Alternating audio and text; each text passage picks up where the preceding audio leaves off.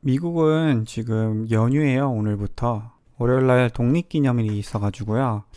오늘 생각보다 그렇게 많은 분들이 들어올 것 같진 않아요. 근데 제가 만드는 영상 중에서 여러분들의 투자 방향, 그러니까 하반기 투자 방향을 잡아드리기에 굉장히 좋은 영상 같아요. 일단 제가 준비해드린 PPT를 보고 시작하는 게 좋을 것 같아요. 중요한 데이터를 그냥 다 모았어요. 일단 자, 오늘 이 뉴스가 있었어요. 지금 GDP 포캐스트를 보실 수 있는데 이 데이터를 보시면 지금 리세션을 예상하고 있어요. 이미. 그러니까 GDP가 계속 내려올 걸로 보고 있거든요. 여기가 0인데 지금 몇 달 뒤에 이제 네기티브 GDP가 있을 거라고 지금 이미 보고 있어요. 그래서 이거에 대해서 일단 언급해드리고 싶었어요. 이제 애틀랜타 GDP now, 그러니까 GDP 포캐스트 자체도 리세션을 보고 있다. 자, 그 다음에 이제 PCE도 계속 모니터링 해야 될 숫자 중 하나이죠. 근데 이번 달에 excluding food and energy 여기 밑에 보이시죠? 요게 4.7이 나왔어요.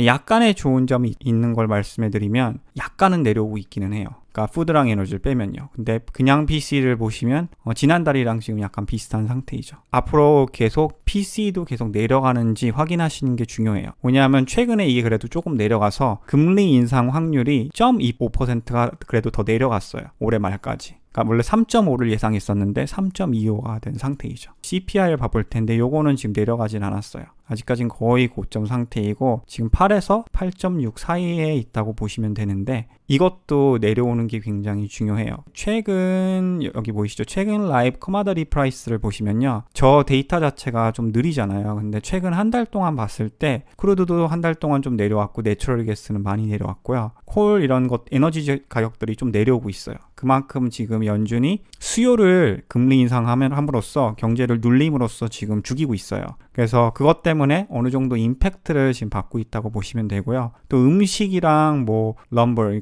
나무 뭐 이런 걸 보실 때 소이빈, 콩 이런 걸 보실 때 전체적으로 한 달 동안 좀 내려오는 게 보여요.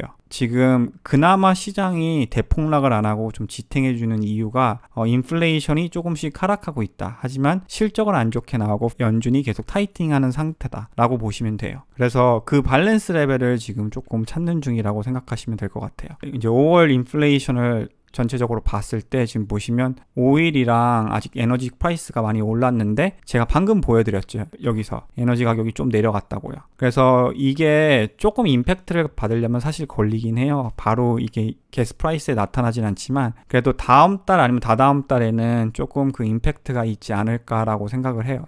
제 생각은요. 그리고 전체적으로 에너지를 빼면요. 크게 엄청나게 먼트 오버 먼트로 봤을 때 엄청나게 오른 건 있진 않아요. 다 조금씩 오르고 있다고 지금 보시면 되죠. 지금 중요한 게 이게 여기 보시면 이게 먼트 오버 먼트 체인지라고 보시면 되는데 이게 이제 조금씩 마이너스로 가는 게 굉장히 중요하죠. 투어 먼스 어저스트로 볼 때는 지금 8.6%라고 나와 있고요. 그래서 CPI도 계속 이 채널에서 모니터링 해드릴 거고요. 제일 중요합니다. 사실 CPI랑 PCE가. GDP는 사실 저는 걱정은 안 해요. 지금 마이너스로 나왔지만 왜냐하면 그 마이너스 나올 만큼 이미 주가는 많이 조정을 받았다고 저는 생각을 해요. 자, 그 다음에 이제 연준 Fed 에셋을 볼 텐데 이것도 좀 문제 중 하나예요. 지금 시장이. 뭐냐면 연준이 시장에 어마어마한 돈을 넣었는데 지금 그거를 제대로 빼기 시작한 상태가 아니에요. 그래서 보통 어마어마한 이 Fed 에셋을 빼기 시작할 때 보통 처음 기간에는 주가가 더 하락할 때가 많았어요. 제가 히스토리컬로 봤을 때. 근데 이게 내려간다고 무조건 주식시장이 다 내려가진 않아요. 주식시장이 제일 중요한 거는 전 리퀴디티 자체랑 돈을 얼마나 푸냐. 그거랑 금리 인상이라고 생각을 해요. 근데 지금은 금리를 엄청나게 빨리 인상을 할 수밖에 없는 이유가 CP랑 PC 숫자가 높기 때문이죠.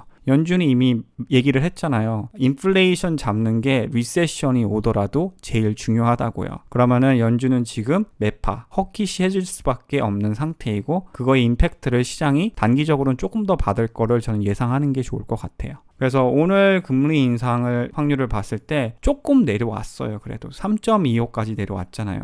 이제 에코노믹 슬로우다운이 조금씩 보이기 시작하면서 실업률이 올라가고 그렇게 되면요. 연준이 너무 심하게 배파스러워질 수가 없어요. 왜냐하면 연준도 2008년 같은 일이 일어나는 걸 원치 않거든요. 경제적인 엄청난 쇼. 지금 약간의 리세션을 예상할 수는 있어도 제가 볼 때는 엄청나게 큰 리세션까지 심각하진 않은 것 같아요. 지금 주식시장이 그만큼 더 빠지는 이유는 그만큼 돈을 많이 풀었기 때문이에요. 작년에 버블성으로 좀 많이 올라간 것도 있고요. 다시 말씀드리지만 오른쪽으로 움직이면은 주가는 하락할 거고 왼쪽으로 움직이게 되면은 주가는 상승할 가능성이 저는 높다고 생각이 됩니다. 그리고 이만큼의 금리 인상 확률이 이제 주가에 많이 반영이 돼 있다고 보시면 돼요.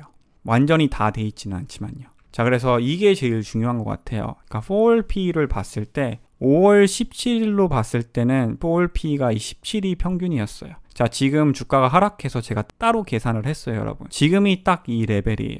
7월 1일인데 지금 15.23 이 정도 된 상태입니다. 자, 근데 이제 2018년에 대폭락했을 때 P가 저점을 찍었을 때 13.5까지 내려갔었고요. 이때 금리가 2.5였습니다. 지금은 2.5는 안 되지만 3.25까지 올 예상을 하고 있죠. 그리고 코로나 때도 13 근처까지 내려갔었어요. 저는 그래서 금리 인상을 만약 3.25까지 하고 실적이 좀 타격을 받으면 여러분들이 여기까지 하락하는 것도 지금 고려해 보셔야 될 것 같아요. 그게 여기서 지금 여기까지가 한 10% 정도 예상을 하시면 되고 플러스 이제 이거는 옛날 forward P로 계산한 거니까 어닝이 한 5%에서 10% 예상보다 안 좋게 나온다. 전체적으로 이제 기업들의 실적을 봤을 때 제가 볼 때는 5에서 10% 정도는 리즈너블한 것 같아요. 그러면 이제 그것까지 합하면은 이제 안 좋은 경우는 이제 한 15%에서 20% 정도의 하락까지 수학적인 계산으로 봤을 때 예상해야 될 수도 있을 것 같아요. 그때는 이제